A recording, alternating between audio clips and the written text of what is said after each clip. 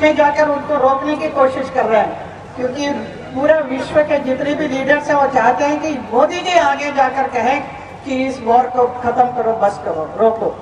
मतलब इतना सम्मान दे रहे हैं पूरा विश्व हमारे प्रधानमंत्री को।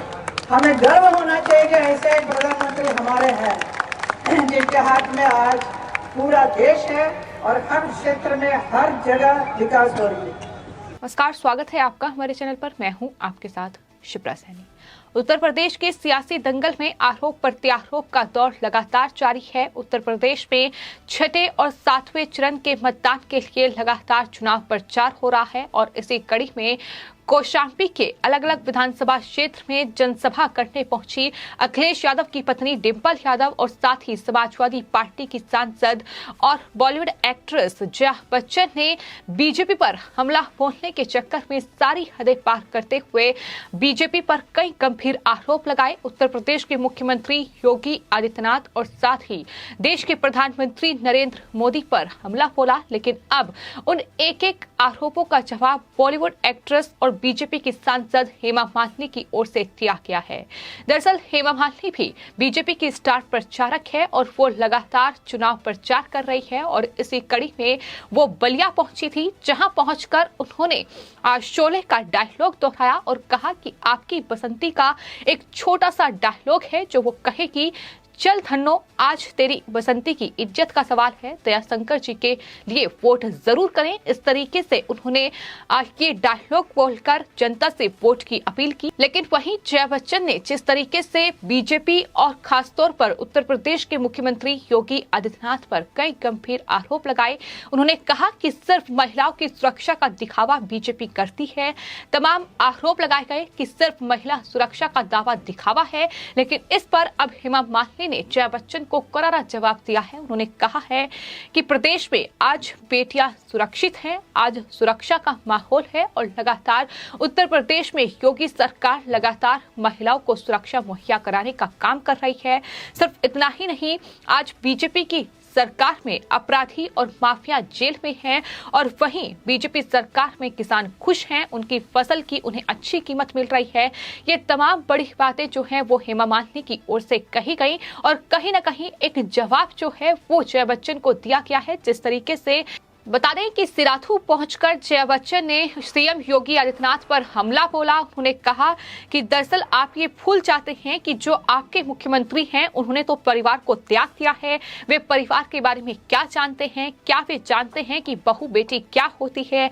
ये लोग झूठ के सिवाय कुछ नहीं बोलते हैं। मुंबई की भाषा में इन्हें फेकू चंद कहते हैं। तो इस तरीके की टिप्पणी की गई थी, लेकिन अब उसी मुंबई भाषा में हेमा मालिनी ने जया बच्चन को करारा जवाब दिया है और ये साफ तौर पर कहा है कि दरअसल आपका समर्थन जो है वो मिलना चाहिए और मुंबई में बैठे हुए ये पता चल जाए कि आपने बीजेपी के पक्ष में मतदान किया है। तो इस तरीके से साफ तौर पर जया बच्चन को करारा जवाब हेमा मालिनी की ओर से दिया गया है। लेकिन इसके अलावा जिस तरीके से अखिलेश यादव की पत्नी डिंपल यादव ने वोट बैंक बटोरने के चक्कर में भगवे का अपमान किया, उन्होंने सिराथू में जनसभा को संबोधित करते हुए ये कहा कि डबल इंजन की सरकार है और इंजन में जड़ लग जाता है और वो जंग किस रंग का लगता है, वो उसी रंग का लगता है जिस रंग के कपड़े जो है वो मुख्यमंत्री योगी आदित्यनाथ पहनते हैं। तो इस तरीके से भगवा का अपमान जो है वो डिंपल यादव की ओर से किया गया और अब इस पूरे मामले पर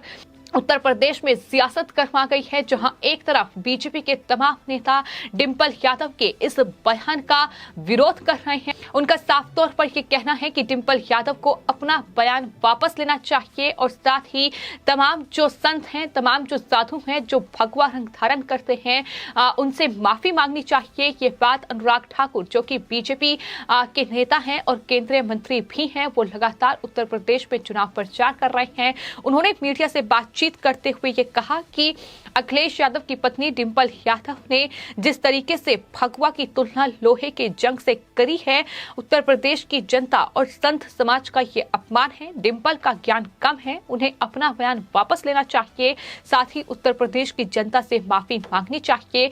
आपको ये बता दें कि डिंपल यादव ने एक कार्यक्रम के दौरान ये कहा था कि जिस इंजन में जंग लग जाए उसे बदल देना चाहिए और मुख्यमंत्री जिस रंग का कपड़ा पहनते हैं उसी रंग का जंग भी होता है। और न सिर्फ इसको लेकर बीजेपी की ये प्रतिक्रिया लगातार सामने आ रही है, जहां बीजेपी पूरी तरीके से डिंपल यादव और समाजवादी पार्टी पर हमलावर है, बल्कि संत समाज भी अब डिंपल यादव के इस बयान से काफी नाराज है और कहीं ना कहीं समाजवादी पार्टी पर भड़का हुआ है। जिस तरीके से भगवे का अपमान किया गया है, लगातार संत समाज की प्रतिक्रिया भी सामने आ रही है और तमाम जो संत हैं और वो ये कह रहे हैं कि डिंपल यादव ने सिर्फ कपड़ों पर ही नहीं बल्कि भारत की अस्मिता पर प्रश्न चिन्ह उठाया है और समाजवादी पार्टी सुप्रीमो की पत्नी ने संतों के वस्त्र पर नहीं भारतीय संस्कृति पर कटाक्ष करने का काम किया है। जाहिर तौर पर जिस तरीके की ये बयानबाजी है अपने आप में बेहद दुर्भाग्यपूर्ण है कि किस तरीके से पर्सनल टारगेट किया जा रहा है, किस तरीके से समाजवादी पार्टी जो है वो लगातार इस तरीके की रणनीति जो है चुनाव जीतने के लिए बना रही है। और ये सिर्फ पहला ऐसा बयान नहीं है बल्कि इससे पहले भी जिस तरीके से समाजवादी पार्टी के राष्ट्रीय अध्यक्ष अखिलेश यादव के बयान सामने आए हैं, साफ तौर पर उन बयानों में ये देखने को मिला है कि किस तरीके से सिर्फ और सिर्फ वो तुष्टीकरण की राजनीति चाहते हैं, अल्पसंख्यकों का वोट बटोरना उनका मकसद रहा है और इसी कड़ी में लगातार उनका पूरा परिवार अब बयानबाजी कर रहा है।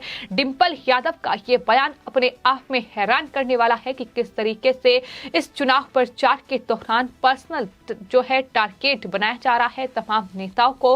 और जिस तरीके से डिंपल यादव ने भगवे का अपमान किया, जाहिर तौर पर भारतीय संस्कृति का प्रतीक है भगवा रंग, लेकिन इस तरीके से उसे जंग लगा हुआ रंग करार दिया, ये अपने आप में बताता है कि समाजवादी पार्टी की आखिर हकीकत क्या है। समाजवादी पार्टी अल्पसंख्यकों का वोट बटोरने के लिए किसी भी हद तक जा सकती है। यही वजह है कि बीजेपी की ओर से लगातार टिप्पणी की जा रही है और बीजेपी ने साफ तौर पर यह भी कहा है कि जिस भगवा का अपमान समाजवादी पार्टी के नेता कर रहे हैं वो सनातन धर्म और तप, त्याग और बलिदान का प्रतीक है। महलों में रहने वाले परिवारवादियों को एक भगवाधारी से सिर्फ इतनी नफरत है कि वो 25 करोड़ जनता को अपना परिवार मानते हैं। खास वोट बैंक को खुश करने के लिए भगवा का अपमान नहीं सहेगा उत्तर प्रदेश, ये बीजेपी की ओर से ट्वीट किया गया है। क्योंकि न सिर्फ डिंपल यादव की ओर से इस तरीके की बयानबाजी की गई बल्कि जिस तरीके से समाजवादी पार्टी की सांसद और बॉलीवुड एक्ट्रेस जया बच्चन ने भी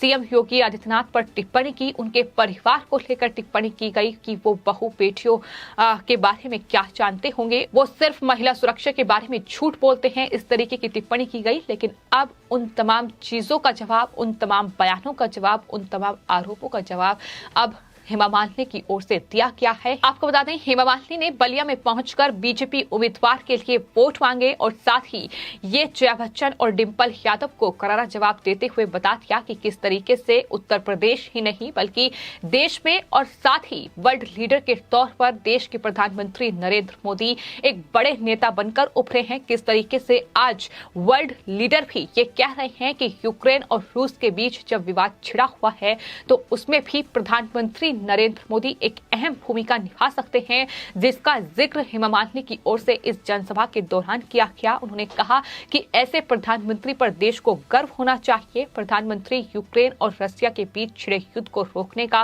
प्रयास कर रहे हैं। कहा कि प्रदेश में आज बेटियां सुरक्षित हैं, अपराधी और माफिया जेल में हैं, बीजेपी सरकार में किसान भी खुश हैं, उनके फसल की अच्छी कीमत उन्हें मिल रही है। किसान सम्मान निधि के तहत 6,000 रुपये सालाना किसानों को मिल रहा है। महिलाओं के लिए घर घर शौचालय का निर्माण हुआ है। यही कितने कार्य किए गए हैं ये साफ तौर पर हेमा मालिनी की ओर से गिनाया गया और कहा गया कि महीने में 2 बार राशन मिल रहा है। लेकिन समाजवादी पार्टी जिस तरीके से हमला बोल रही है और खास तौर पर जिस तरीके से जया बच्चन ने उनके परिवार को लेकर टारगेट किया, उन्हें साफ तौर पर जवाब देते हुए यह बता दिया कि किस तरीके से उत्तर प्रदेश में महिलाएं योगी सरकार में सुरक्षित हैं। फिलहाल आपकी इस पूरे मामले पर क्या राय है हमें कमेंट बॉक्स में जरूर लिखें और चैनल को सब्सक्राइब करें। धन्यवाद।